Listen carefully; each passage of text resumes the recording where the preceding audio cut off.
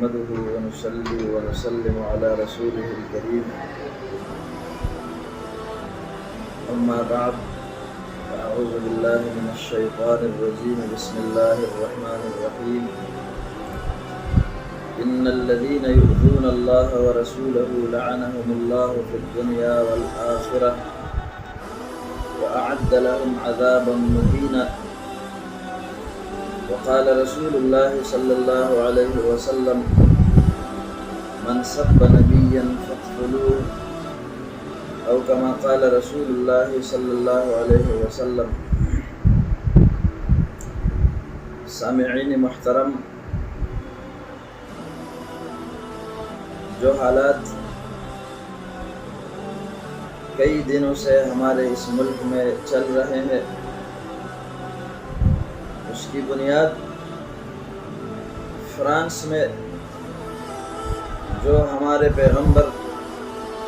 نبی کریم صلی اللہ علیہ وسلم کی گستاخی کی گئی، اس پر ہمارے اس ملک میں حکومت وقت سے مطالبہ کیا گیا کہ فرانس کے ساتھ سفارتی تعلقات اس وقت تک ختم کیے جائے جب تک کہ وہ اپنے اس فعل پر معافی نہیں مانگتا۔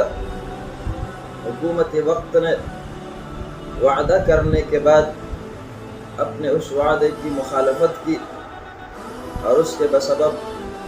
کئی دنوں سے حالات کشیدہ ہے۔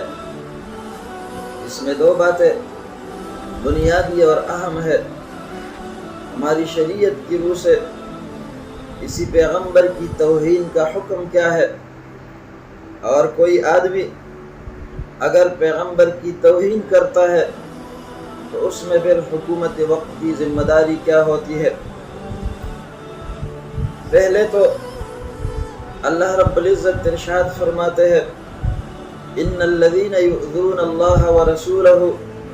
لعنہم اللہ فی الدنیا والآخرہ، جو لوگ اللہ اور اس کے پیغمبر کو ایذا پہنچاتے ہیں تو اللہ رب العزت نے ان پر لعنت بھیجی ہے، دنیا میں بھی اور آخرت میں بھی۔ یعنی اللہ نے ان کو دنیا میں بھی اپنی رحمت سے دور رکھا ہے اور محروم کیا ہے، اور آخرت میں بھی وہ اللہ رب العزت کی رحمت سے دور اور محروم رہیں گے۔ وَأَعَدَّ لَهُمْ عَذَابًا مُهِينًا، اور اللہ رب العزت نے ان کے لیے رسوا کن عذاب تیار کیا ہے جو اللہ اور اس کے پیغمبر کو ایذا پہنچاتے ہیں، اور من جملہ ایذا میں سے اللہ کے پیغمبر کی گستاخی ہے۔ تو حکم یہ ہے، نبی کریم علیہ السلام فرماتے ہیں من سب نبیا فاقتلوہ، جس نے کسی پیغمبر کو گالی دی فاقتلوہ، تم ان کو قتل کرو۔ تو حکم یہی ہے کہ پیغمبر کے گستاخ کو سزا دی جائے گی، اس کو قتل کیا جائے گا۔ نبی کریم علیہ السلام نے اس کا حکم بھی دیا ہے، اور خود نبی کریم علیہ السلام کی زندگی میں نبی کریم علیہ السلام نے اس پر عمل بھی کیا ہے۔ ایک یہودی سردار تھا کعب ابن اشرف، وہ جو نبی کریم علیہ السلام کو تکلیف پہنچاتا تھا، گالیاں دیتا تھا، نبی کریم علیہ السلام کے خلاف باتیں کرتا تھا۔ نبی کریم علیہ السلام نے اس کو قتل کرنے کے لیے ایک صحابی حضرت محمد ابن مسلمہ رضی اللہ عنہ کو بھیجا، اور محمد ابن مسلمہ نے اس کو قتل کر دیا۔ تو یہ حکم بھی نبی کریم علیہ السلام نے دیا ہے، پیغمبر کو گالی دینے والے، گستاخی کرنے والے کو قتل کر دیا جائے، یہ حکم دیا بھی، اور پھر نبی کریم علیہ السلام نے اس کے اوپر خود عمل بھی کیا ہے۔ جو لوگ یہ کہتے ہیں نبی کریم علیہ السلام رحمت للعالمین تھے، نبی کریم علیہ السلام کو لوگ تکلیف پہنچاتے تھے، نبی کریم علیہ السلام اس پر صبر کرتے تھے، یہ ان لوگوں کے لیے نبی کریم علیہ السلام کا یہ حکم اور ارشاد اور پھر اس پر عمل کرنا، یہ ان لوگوں کے اس سوال کا جواب ہے کہ نبی کریم علیہ السلام نے اگر اپنی ذات کے حوالے سے کسی کی گالی کو برداشت کیا ہے، اس کا یہ معنی نہیں ہے کہ لوگ نبی کریم علیہ السلام کو گالی دے، لوگ گستاخی کرے اور مسلمان بے غیرتی کا مظاہرہ کرتے ہوئے اس کو برداشت کرے۔ نبی کریم علیہ السلام کی اپنی ذات کا معاملہ تھا، ذات کے اعتبار سے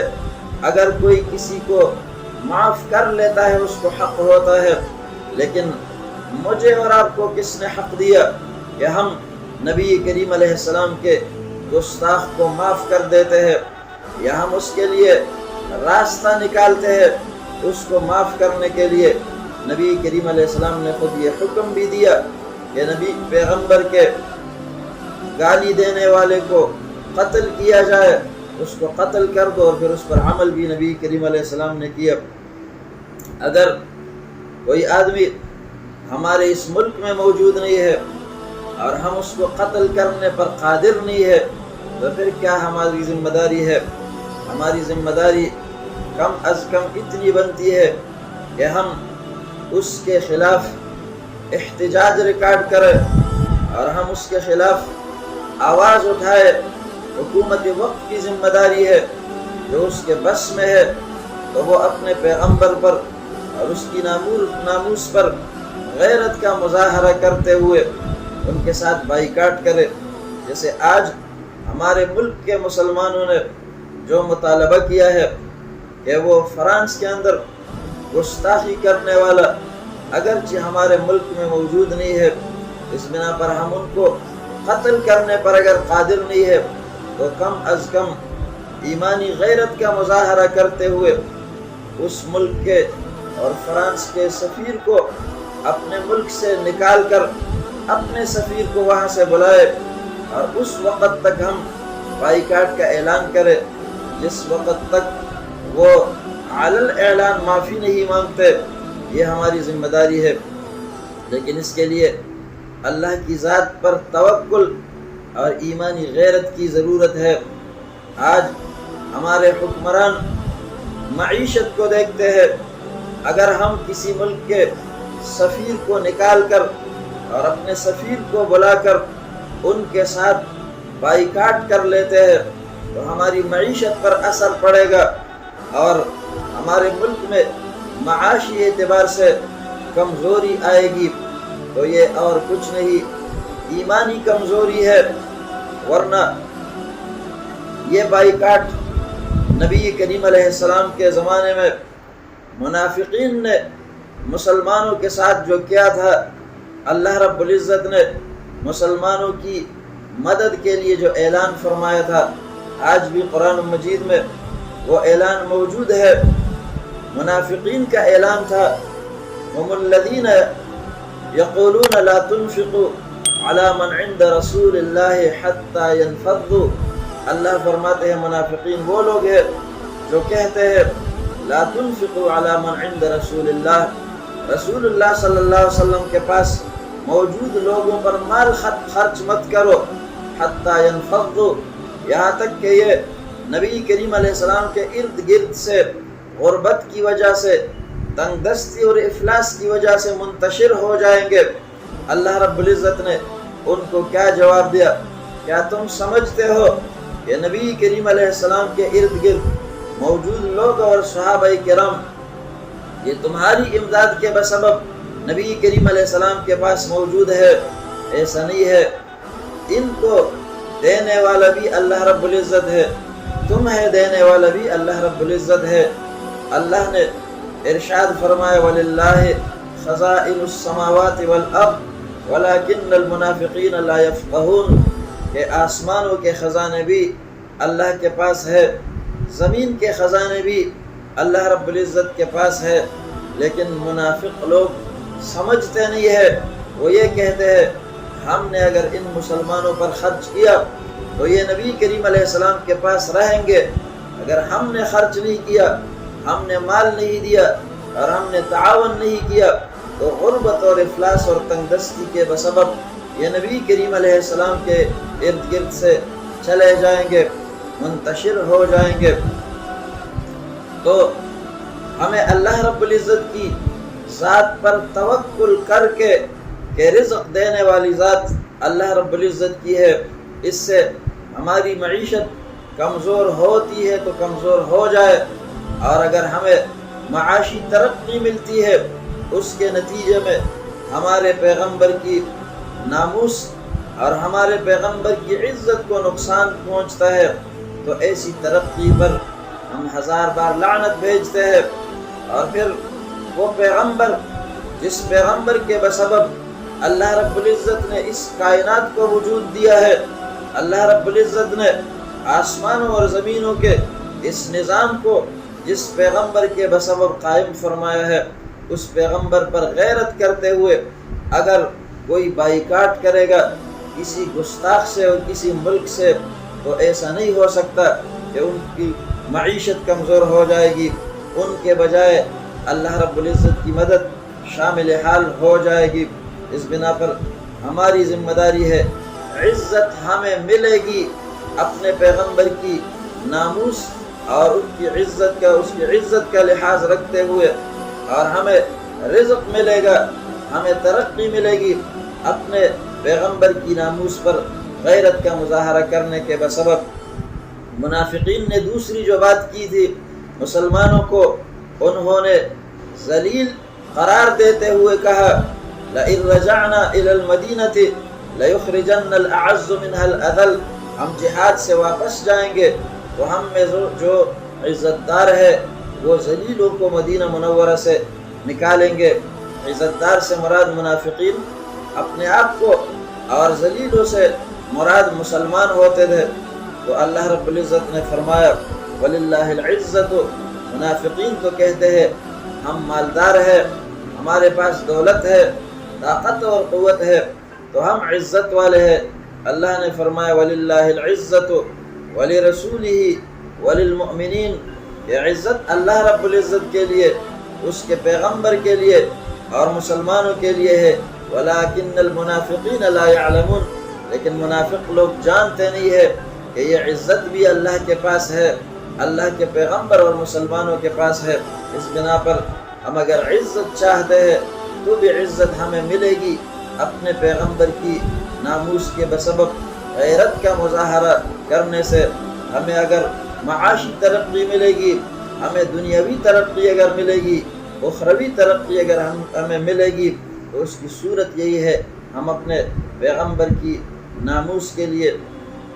آواز بلند کریں گے۔ اس کے لیے صرف آواز نہیں، اس کے لیے ہم قربانی بھی دیں گے۔ حکومت وقت کی ذمہ داری پیغمبر کے ناموس کے حوالے سے ہمیں حضرت